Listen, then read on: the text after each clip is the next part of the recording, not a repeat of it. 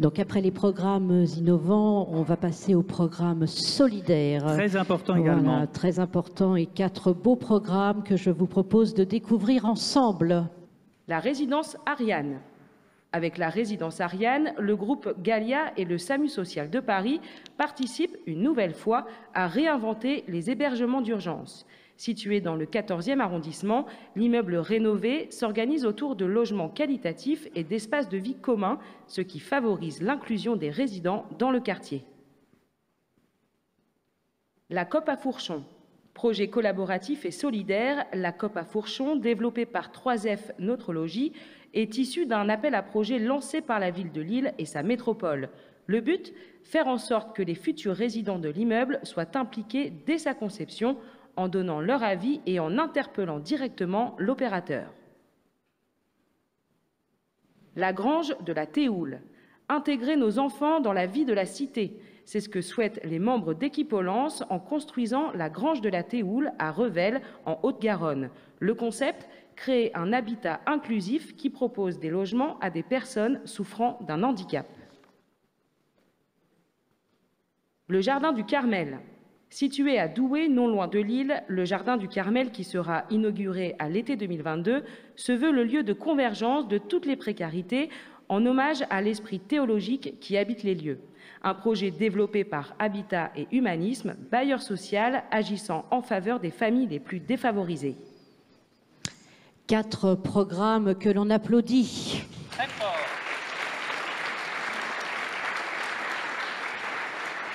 Alors, merci. Petite musique. Oui, un peu de suspense. De suspense. Et puis, pourquoi ces programmes solidaires? Parce que nous avons toujours pensé au trophée qu'il était important de mettre en valeur ces programmes qui sont tout à l'honneur de notre secteur. Absolument. Alors, les lecteurs d'Imo Week ont élu le Jardin du Carmel, Habitat et Humanisme. Et pour venir rechercher le trophée, j'appelle Françoise Delevoye et... Françoise Delevoye. Françoise Delevoye. Bonjour, madame. Alors, on va vous donner votre trophée. Valérie.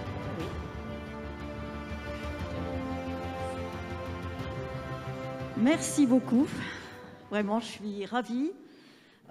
Cette réalisation portée par le mouvement Habitat Humanisme au niveau national, mouvement qui a été fondé par Bernard Devers, est représenté et puis donc guidé localement pas à pas par l'association Nord-Pas-de-Calais que je préside, a été un véritable défi.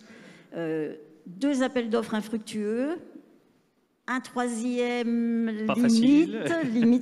limite, mais on va finir par arriver à quelques mois de la fin de construction à équilibrer quand même. Un défi donc financier puisque ce sont des logements très sociaux en PLAI, 5 € du mètre carré, 5,5 je crois. Après PLS et puis au maximum quelques PLUS, PLS avec un maximum de 8 €. Vous imaginez que sur un bâtiment comme celui-là de 37 logements, 6,7 millions d'investissement, eh bien déjà à ce niveau-là, c'est un énorme défi. Il y a eu bien sûr beaucoup d'encouragement et c'est ce qui fait que j'ai poussé le mouvement à y croire, tellement localement ce projet susciter de l'engouement pour la ville de Douai. Eh bien, c'est la vacance d'un ancien Carmel qui était encore habité jusqu'à il y a quelques années de quelques sœurs. Cette présence donc locale très très appréciée par les Douaisiens qui a été une force et qui aujourd'hui nous permet de mobiliser énormément d'associations et de bénévoles qui vont poursuivre la tâche puisque notre vocation, ce n'est pas que de loger, mais c'est aussi d'accompagner les publics qui résident dans ces locaux. Bien sûr que ce trophée, je le partage avec toutes les instances du mouvement Habitat Humanisme, mon équipe, bien sûr, 100 bénévoles et puis 8 salariés. Et puis avec tous les partenaires, qu'ils soient institutionnels, et tout le monde s'y est mis, qu'ils soient associatifs et qu'ils soient individuels pour que cet ancien Carmel puisse avoir une nouvelle vie.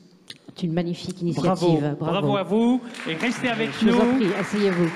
On va récupérer votre micro. C'est une belle opération.